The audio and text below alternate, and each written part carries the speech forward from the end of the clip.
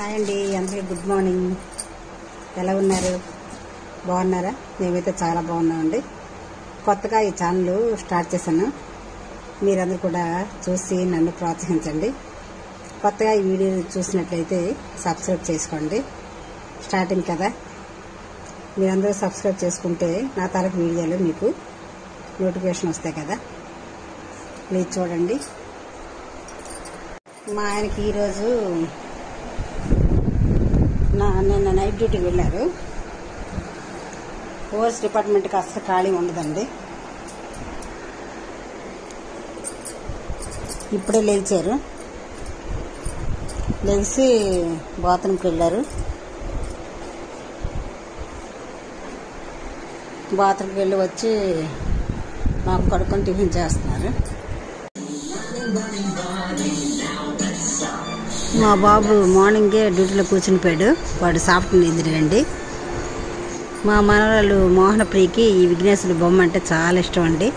అస్సలు విడిచిపెట్టదు. పడుకున్నప్పుడు కూడా పట్టుకొనే పడుకుంటుంది.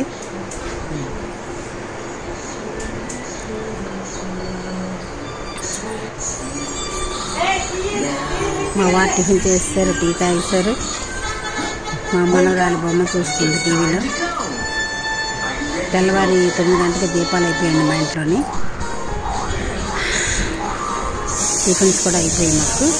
మా వారు నైట్ డ్యూటీ వల్ల లేట్గా టిఫిన్ చేశారు.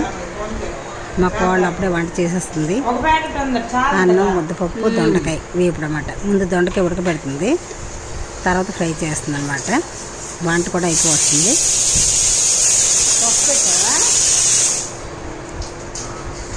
ఏం చేస్తున్నది మా కోళ్ళండి లక్ష్మి.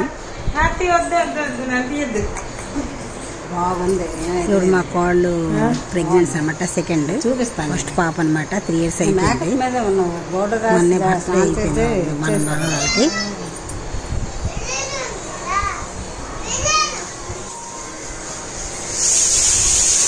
మా కోళ్ళు చాలా మంచి అమ్మాయి అండి.